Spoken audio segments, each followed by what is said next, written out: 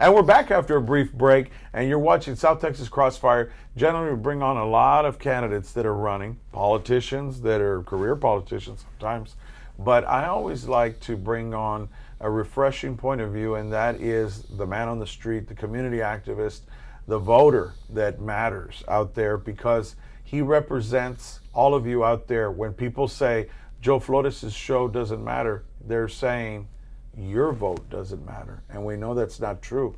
Destination Bayfront proved that by everybody joining together and voting, everybody out there within my voice and watching my image, you need to go out there and register to vote, because you're what matters, not the 200 political addicts that are there, that also serve, that are activists, and I thank them. But what about the 200,000 voters? And that's who representing the voters, the people on the street, every day buying groceries, going out there and trying to make a living for their families.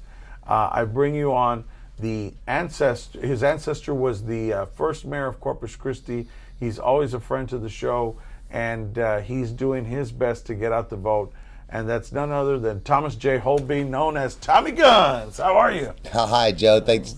Okay, well, listen, let's jump in feet first. I just want you, from your ear to the street there, let's talk about some of your candidates that you find that are highly qualified, that you think that the voters out there, they're getting a strong grassroots support. Let's start out with the 148th election. How do you see that primary going? I see the 148th District Court primary going in Mark Gonzalez's favor. And why is that? Well, I was at the Women's League of Voters Forum debate at City Hall, and they have all the candidates there. They get 5 minutes, they get 1 minute each to explain who they are and what they do. And Mark seems to be more qualified in that court for that specific court. Not that the person that's running against him isn't a qualified attorney and has represented many school districts and whatever, but when it comes to experience in that courtroom, Mark Gonzalez is the man. Okay, and I know that you're out there trying to get out the vote. There are people that can't get to the polls, and we've got mail-in ballots, we've got other things, but if people want to reach out and try to get out there and vote, you're organizing people to give rides. You're organizing people to reach out to the seniors. What's the magic number they can call if they've got questions or concerns, or if signs are in violation? That's a big thing that you've been watching. We had Jack Gordy, that used to monitor signs and their compliance. You have seen signs that are out of compliance. Whose signs are out of compliance? Joe, that's a great question, and it's to most people, they don't understand. There are codes and restrictions on what the signs say and how they are supposed to be posted, because they do not want a manipulation to take place in the campaigns and the candidates' advertisement for their votes. So there are restrictions and rules and codes put in place for these political signs, and there are violations that take place, which are pretty strict. The state of Texas takes it pretty serious. They take it very serious. When each sign is a $1,000 fine, that's out of compliance. Ouch. That's a strict violation, and the candidates should do their homework. The candidates that are running for any elected office. Give us the dirt. Who's out of compliance? Eric Cantu, you're out of compliance. Okay. Each one of your signs is a $1,000 fine. Oh, wow. And okay. You should be taking them all down all over the city, because each one of them is a $1,000 fine. So wow. while you're out putting up more signs, you need to go backtrack and take down each and every one of them, because so how many all signs your signs have you are. seen? How many signs have He you has seen? hundreds of signs out. Hundreds. And, so it's like $100,000 to the taxpayer. It could be a $1,000 fine to Eric Cantu for every sign that he has up right now. Oh my goodness! So do your homework Okay. before you start running for office. Well, Jack Gordy's spirit lives in Tommy J. Holbein, because you are a sign expert on that. Now let's talk about some other races. You're seeing County Court at Law Number 5. You know that you've seen the good work that Carl Lewis, Judge Shamsi, Judge Chesney have been in there. Who do you think are qualified candidates for that position? You know, I saw the debate of 5 candidates at the Women's League of Voters Forum debate at City Hall. There's 5 people running for that primary, and the preceding judge right now is Marty Quintanilla, and she is the most qualified person for that court. That's a very, very tough court, one of the most important courts. It involves children, it involves CPS cases, it involves families. It is a very tough court. Juvenile court and CPS court is one of the most toughest, most emotional courts in this city. It's a very important position. Marty Quintanilla is most qualified for that court. And originally from your hometown too. You guys know each other, Hebronville, Texas. She's a Hebronville Longhorn. Yes, she is. She's from Hebronville, Texas. Hi, Marty.